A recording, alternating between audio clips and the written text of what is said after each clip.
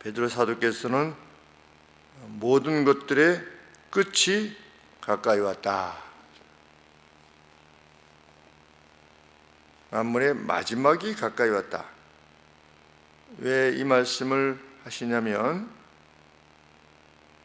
5절 말씀에, 바로 위의 말씀에 방탕을 행한 자들, 저희가 산자와 죽은 자 심판하기를 예비하신 자에게, 산자와 죽은 자 심판하는 것을 준비하고 계시는 분에게 고하게 될 것이다. 언제? 마지막 날이지요. 만물의 마지막의 날, 그날 심판을 준비하고 계시는 주님께 직구하는 날, 그날이 가깝다. 주님께 우리의 삶에 대해서 설명해야만 될 날이 반드시 올 것이다. 내가 그때 왜 그 말을 했는지, 내 남편에게, 내 부인에게, 내 자녀에게, 교회 성도에게 왜 그 말을 했는지, 그 동기에 대해서, 목적에 대해서 설명할 날이 반드시 도래할 것이다. 그날의 관점에서 오늘을 행동해야 된다. 이것을 강조하고 있는 것입니다. 우리의 말 한마디도 그저 땅에 떨어지는 일이 없게 될 것이다. 정말 입술만 잘 주장해도 혀의 세계라고 하는 것, 정말 악의 세계다. 이 말이 상대를 높이는 말, 격려하는 말, 위로하는 말, 교화하는 말이 되는 것인지, 아니면 상대를 무력하게 만들고 상대를 불편하게 하고 상대를 무시하는 말, 그저 내가 판단하는 그 어떤 판단으로 다른 사람에 대해서 쉽게 말하는 것, 이것이 얼마나 악한 것인가, 그것에 대해서 설명할 날이 반드시 도래할 것이다. 세상에 만물이 마지막이 가까웠으니, 세상 끝이다 이런 말씀이 아니라 그 심판이 가까웠으니 이런 뜻입니다. 그래서 어떤 사람이 되라. 그러므로 너희는 정신을 차리고 근신하여 기도하라. 기도를 위한 근신이 상태가 되라. 오늘이라고 하는 날에 건전한 판단과 기도를 위한 온전한 영의 사람이 되라. 무엇을 위해서? 그날을 위해서. 내가 그날 주님 앞에 직구하게 될 것인데, 그러면 내가 오늘 어떻게 살아야만 되는가에 대해서 건전한 판단을 내리고, 또 우리가 하나님 앞에 고해야 되지 않겠습니까? 하나님, 제가 이렇게 하는 것이 과연 맞나요? 틀리나요? 라고 이렇게 하나님 앞에 물을, 그 기도를 위한, 그 기도도 무슨 기도입니까?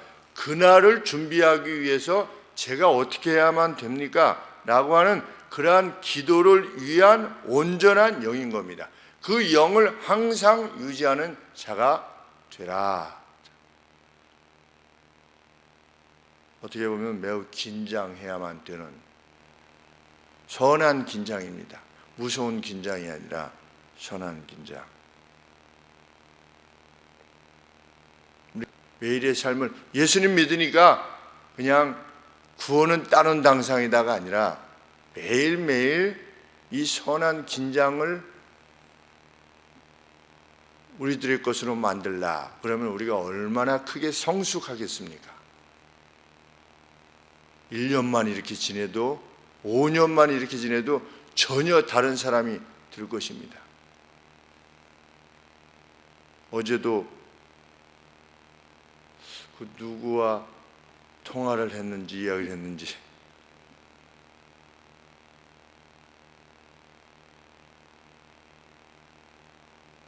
(40년) 전에 40여 년 전에 고등학교 동창이 지금 동창이더라. 그때 막 말도 막 하고 막 이런 녀석들이 43년 지났는데 여전히 지금도 말도 막 하고 그냥 하더라. 그때 성실하고 진실했던 애들은 지금도 진실하고, 그래서 내가 생각할 때 친구한테 해야 됩니다. 내가 생각할 때 교육이라는 건 도대체 무슨 의미가 있는가 하는 어떤 때로는 좌절감도 느끼게 된다.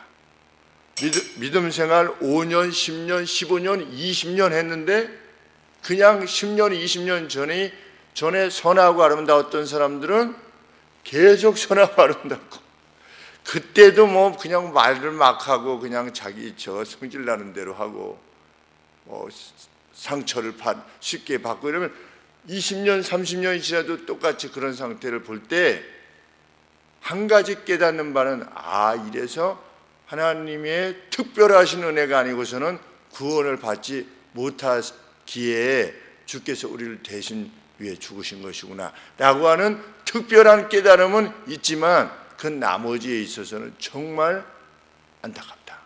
왜? 이 깨어있음이 있어야 되는데 정말 그날 우리가 일일이 주님 앞에 나가서 너 왜 그때 왜 이렇게 했느냐 라고 했을 때 제가 그때 그 말을 한 것은 이러이러한 차원에서 이렇게 했던 것입니다 라고 할 날이 반드시 주님 앞에 도래할 것인데, 정말 그렇게 한다면 말을 쉽게 할 수 없는 것입니다. 행동도 그렇고 결정도 그럴 것입니다. 악한 것은 정말 생각하지 못할 것이고 추한 것, 좀 창피스러운 것들은 행하지 않으려 할 것임에 분명합니다. 그러다 보면 삶이 진전이 오겠습니다.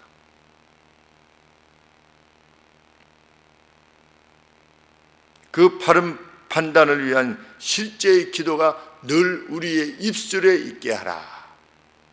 하나님 도와주세요. 이렇게. 무엇보다도 모든 것에 앞서서 서로를 향한 사랑을 뜨겁게 유지하라.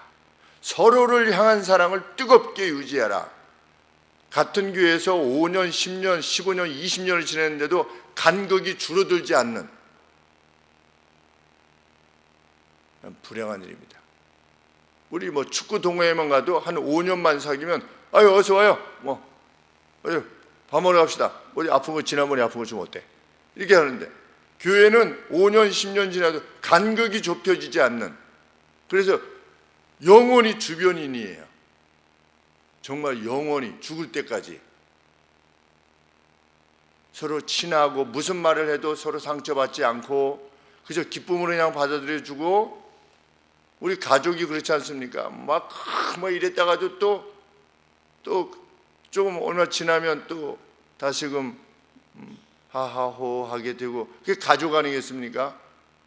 그런데 그 심판을 준비할 때 가장 중요한 거, 무엇보다도 중요한 게 뭐냐? 서로 피차 뜨겁게 사랑해라.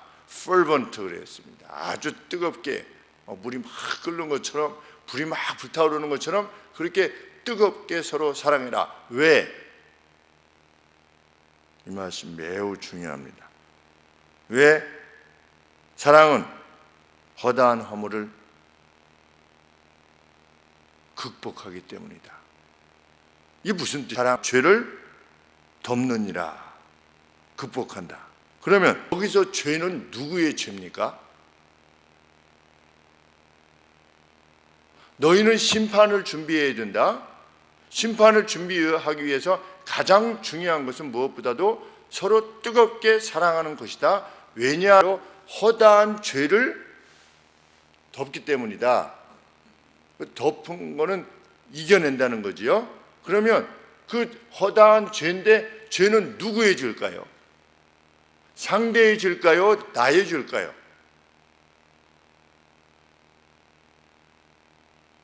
심판을 준비하는 입장입니다. 사랑해야만 된대요. 왜? 사랑이 죄를 덮기 때문에. 심판을 준비하는데 사랑이 죄를 덮는 겁니다. 우리는 일상을 살면서 죄를 짓지 않습니까? 하나님 앞에 갔는데 뭐가 죄를 덮어요? 우리의 죄를. 나중에 심판 받을 때 하나님 앞에 너 참 착하고 충성되었구나. 그런데 우리가 100% 예수님 믿고 세례 받은 다음에는 100% 순전해집니까? 아니지 않습니까? 죄를 여전히 짓지 않습니까? 근데 하나님 앞에 가서 그 죄에 대해서 설명해야 돼요. 가령 두 가지 차원이 있는데, 직고하리라 이런 걸 보면 무섭기도 하고, 한편으로는 동에서 서가 먼 것 같이 옮길 것이다 라고 한 것을 보면, 하나님 앞에, 심판대 앞에 가서 우리가 지은 죄는 다 예수님의 보혈의 피로 없어지고 상만 남는 것이 아닌가라고 하는 마음도 있는데, 이런 마음에 비춰보면 또 직고하리라 한 것을 보면 또 두려운 마음이 생기게 됩니다. 그리고 뒤에 뭐라고 되십니까? 사랑이야말로 허다한 죄, 무수한 죄를, 그럼 누가 지은 죄입니까? 내가 지은 죄인 겁니다. 무수한 죄를 언제? 심판대 앞에서 극복하게 하기 때문이다. 그래서 사랑엔 두려움이 없나니, 요한일서 4장에서 사도 요한이 그렇게 말한 겁니다. 사랑에는 두려움이 없다. 무엇에 대한 두려움이 일까요? 심판에 대한 두려움이 없다는 겁니다. 사랑하는 자에게는 심판에 대한 두려움이 없어요. 왜? 사랑은 나의 무수한 죄들, 연약해서 지어내는 죄들을 극복하게 할 것이니까. 언제? 마지막 심판 때. 그러니까 사랑이야말로 가장 특효약인 겁니다. 우리가 지난날 지어냈던, 가령 예를 들면 삭개오, 내가 과거에 이렇게 했던 것, 내가 내 재산의 반절을 팔아서 누구의 것을 토색한 일이 있거든 내가 4배로 갚겠나이다. 그게 무엇입니까? 그게 사랑입니다. 근데 하나님 앞에서 심판을, 주님 앞에 심판을 이미 받았지요. 오늘 구원이 내 집에 이르렀다. 뭐 때문에? 그가 행한 사랑 때문에. 그러면 이전의 죄들은 어떻게 된 겁니까? 아직 예수님의 피로 용서도 안 받은 상태 아니겠습니까? 예수님이 아직 안 돌아가셨잖아요. 그리고 여전히 계속 죄만 지어왔잖아요. 죄리 장이니까, 치프니까. 그런데도 불구하고 예수님이 내 집에 오늘 구원이 이르렀다. 그것을 가능케 한 건 뭐냐? 사랑이라는 겁니다. 피차 뜨겁게 사랑해라. 심판의 날을 준비하는 것은 피차 사랑하는 것이다. 사랑을 위한 말이 아니라면 입에서 내뱉으면 안 되는 겁니다. 사랑을 위한 말이 아니라면, 그것이 무엇이든, 그리고 내가 사랑이라고 생각해서 판단되어지는 어떤 말조차도 과연 이 말이 상대에게 사랑으로 비칠 것인가를 고려해야만 합니다. 나는 내 생각이 사랑으로 말한 거야. 소용없는 것입니다. 상대가 그걸 그대로 받아들일 수 있을 만큼 아주 지혜롭게 해야 됩니다. 제가 군대 25살 정도의 아버지께 편지를 드렸습니다. 아버지, 이제는 저 아버지께서 이제 좀 더 웃으시고 좀 더 기쁘시게 이제 나머지 삶을 사셨으면 좋겠습니다. 우리 자녀들 5 잘 아버지께서 기르시고 행복하게 이렇게 살아가고 있고, 아버지도 그러셨는데 과거의 삶이 좀 어렵고 힘들어져서 참 내적으로도 좀 마음에 슬픈 부분들이 좀 있었고 그랬는데, 이제는 아버지께서 좀 밝게 이렇게 살아가시는 모습을 제가 봤으면 좋겠습니다. 아버지 감사합니다. 그래서 집에 나중에 휴가 되어서 왔어요. 왔는데 제가 띵동에 문을 딱 여니까 저희 아버지께서 집에 들어오지 마라! 이렇게 말씀하셨어요. 저는 아버지가 이제 문 열고 들어가면, 그래 너희도 저거 했고 내가 이런데 앞으로 이제는 행복하게 웃으면서 같이 살자, 이렇게 하실 줄 알았죠. 고맙다 이러실 줄 알았는데, 외부적으로 볼 때는 우리 집이 화목하고 이렇게 한 것 같지만 그 슬픔이 있어서 그 어려움들이 이제 어떤 삶의 어려움이지요. 왜냐하면 이북에서 올라마셔서 이걸 길러내셔야 되니까, 이런 여기서 오는 어떤 삶의 어떤 고달픔, 또 하루에 5시간씩 왔다 그 화곡동에서 시청에서 다시 그 명일동으로 아버지께서 왔다 갔다 하셨는데 하루에 5시간 출근하셔야 됐으니까, 출퇴근을. 그리고 또 서서 또 가르치시고, 그래서 그 하지 정맥이 아버지께서 심하셨어요. 오래 서 있으면 그랬었는데 아주 심하셨었죠. 그래서 저는 사랑으로 말했지만, 이제 아버지 나이가 되어 보니까 그것이 사랑의 표현이 아니구나. 그냥 아버지 참 잘 길러주셔서 감사합니다. 아버지께서 지금도 뭐 그러시지만 더 앞으로 행복하게 사셨으면 저희들이 뵀으면 좋겠습니다. 이렇게 말해야지 잘할 때 좀 이렇게 해서 힘들었었지만 이런 말을 할 필요가 없는 거죠. 아버지께서 그렇게 어렵게 저희를 기르신 것에 대해서 저로서는 참 고맙습니다라고 하는 표현을 하기 위해서 그렇게 썼지만 그것이 아버지께서는 그렇게 받아들일 수가 없으셨던 겁니다. 그러니까 내가 사랑한다고 하는 말조차도 사실은 매우 조심스럽게 해야만 되는 것이 우리라는 것을 알게 됩니다. 저도 그래서 2번인가 저희 교회 성도님들에게 성도님 제가 죄송합니다, 잘못했습니다 한 적이 2번 있어요. 문자로도 하고 전화로도 하고 무엇을 말했는데 그냥 화가 나셔가지고 오해하셔서 저는 사랑으로 말한 거지요. 그런데 그렇게 오해하게 되셨을 때 제가 죄송하다 이렇게.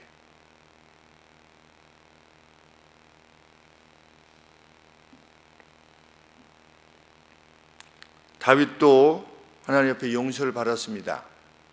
얼마나 큰 죄입니까? 간음죄, 살인죄입니다. 그런데도 용서받았습니다. 원래는 죽어야 됩니다. 왜? 의도적으로 죽인 거니까. 하나님의 율법에 의하면. 그런데 하나님이 용서해 주셨습니다. 왜 그렇습니까? 다윗의 용서에 대해서 좀 기이하지 않습니까? 왜 다윗은 용서해 주셨는가? 사울은 다윗이 잘못했습니다 라고 하니까 용서해 주신 겁니까? 물론 그것도 있습니다. 그러나 다윗에 대한 하나님의 평가는 무엇입니까? 아침에 돋는 해 같았다. 공의로 나라를 다스리는 자였다. 그것이 다윗에 대한 평가입니다. 무엇만 빼놓고 우리아 사건만 빼놓고 나머지 전부는 삶의 전부는 사랑이었던 겁니다.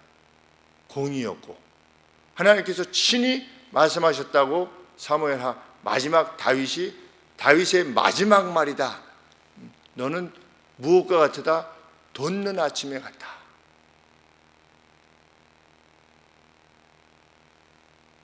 그것이 심판을 준비하는 길입니다. 그 누군가 나의 삶에 대해서 집사님은 참 돋는 해 아침 같아서 다른 사람들이 일어나려고 할 때 비 온 뒤에 아침에 햇살을 쫙 비춰줘서 그 막 이렇게 순들이 쫙 돋게 하는 그러한 역할을 하셨던 집사님이다. 얼마나 영광스러운 영예가 되겠습니까? 하나님 앞에. 이어서 베드로는 불평 없이 서로 환대하라. 9절 말씀에 불평 없이. 왜? 온 사람이 전혀 모르는 사람이에요. 그런데 대접해야만 돼요. 왜? 그리스도의 이름으로 온 겁니다. 누가? 순회 전도자들 같은 분들이. 아니면 핍박을 받아서 우리 동네로 온 겁니다. 그래서 우리 교회에, 우리들이 있는 가정교회, 그때는 뭐 가정이 교회였을 테니까 그런 어떤 이쪽 지역으로 왔어요. 그래서 웰컴 해야만 됩니다. 웰컴하기 위해서는 얼마나 어려움이 있습니까? 집안을 내어줘야 되고, 우리 6.25 때 우리 그리스도인들이 북한에서 내려온 분들, 성도들, 이런 분들을 집을 내주었다고 하지 않습니까? 거제도 같은 데에도. 처음에 그 배가 왔을 때 흥남 부두에서 철수했을 때, 그때 배가 왔을 때 많은 남측의 사람들이 자기 집을 내주면서 며칠씩 묵고 가도록 이렇게 해주셨다. 불평 없이 해라. 내가 왜 이렇게 해야 돼? 우리 요한 3서 생각나지 않습니까? 사랑하는 가이우스여, 내 영혼이 잘됨 같이 내가 범사에 잘되고 강건하기를 내가 구한다. 왜? 내가 들어보니 우리로부터 나갔던 일행이 순회 전도하러 갔는데 너가 잘 대해줘서 이방 사람들한테 그 무엇을 요구하지 않을 만큼 그렇게 잘 선교를 마치고 왔다는 소식을 들었을 때 참 내 마음이 기쁘고 감사하다. 이것도 다 사랑이지요. 예수 그리스도 안의 사랑. 제자의 이름으로 냉수한 것을 준 것도 결코 그 보상을 잃어버리지 아니할 것이다. 사랑입니다. 심판시에 불평과 함께 행했음이 드러나서는 안 되는 거지요. 분명히 대접을 했어요. 근데 심판대 앞에서는 너 참 대접했구나. 저 대접했습니다. 너 근데 마음에 뒤로 불평했잖아. 너 마음은 좀 언짢은 가운데 대접은 했지만 불평한가 아니냐? 그렇게 돼서는 안 되니까 심판대 앞에서는 폼을 잡고 참 두려운 마음입니다. 실은 앞에서는 뭔가 다 목사의 직을 다 했어요. 그래서 우리 목사님 참 우리 목사님 같은 분이 없어. 근데 하나님 앞에 심판대 갔는데 너 뒤로는 그거 했잖아. 이거 얼마나 참 그 싸움, 저도 싸우면서 살아가고 있는 겁니다. 일생을.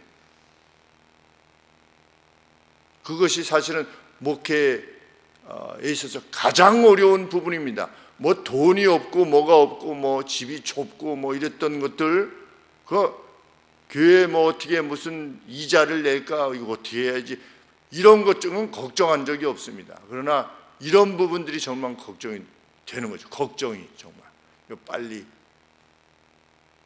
벗어버려야 되는데.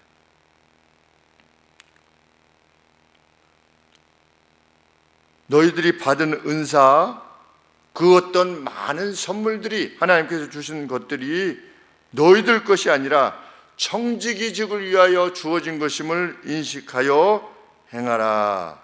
10절 말씀에 각각 은사를, 은사가 카리스마인데 선물이라고 하는 뜻입니다.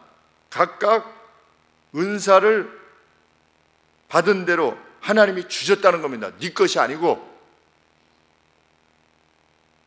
하나님의 각양 은혜를 맡은 선한 청지기로서 서로 봉사하라. 돈이 많아요.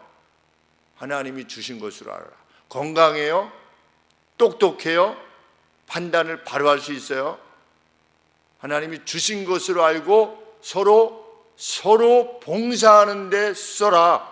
그 사람에게 판단이 그래, 이런 것이 아니고 네가 좀 더 남보다 판단을 잘할 수 있게 된다면 하나님이 주신 것이니 그 좋은 판단으로 선한 결론이 날 수 있도록 노력하라는 것입니다. 섬기라. 그래서 만일 누가 말하려면, 이것은 설교를 말하는 것입니다.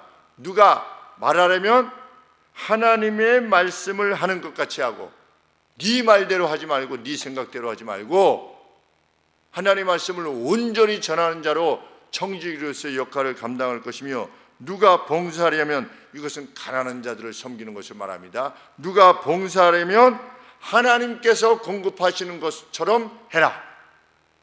그냥 내가 호의를 베푸는, 교회 내에서 내가 돈이 있어서 그냥 저 집사님은 돈을 많이 나눠주시, 어려운 사람들, 이것이 아니고 선한 청지기로서,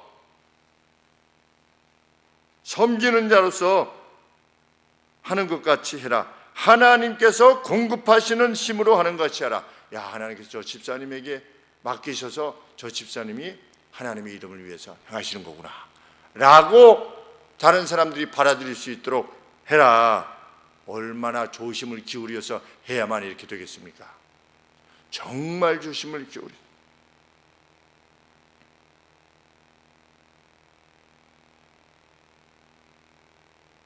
어떤 성도님이 저 뒤에 에어컨이 너무 소리가 커서 주일날, 그래서 좀 다른 것으로 좀 조용한 걸로 했으면 좋겠는데 글쎄 힘이 들는지 모르겠습니다 라고 하시면서 전화를 하셨어요. 그런데 아무도 모르게 해주세요 그러셨어요. 어제 전화를 받았어요. 그 마음을 가진다는 것이 참 쉽지 않은데,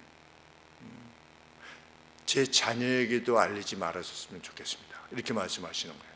너무 고맙지 않습니까? 그 마음 자체가.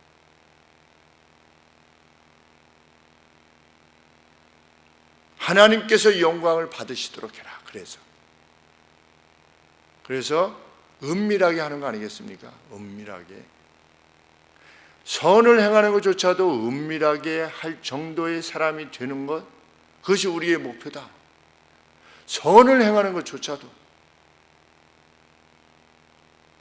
우리는 분명 더 원숙해지고 성숙해지기를 목적해야만 되고, 그것이 우리에 대한 하나님의 기대라.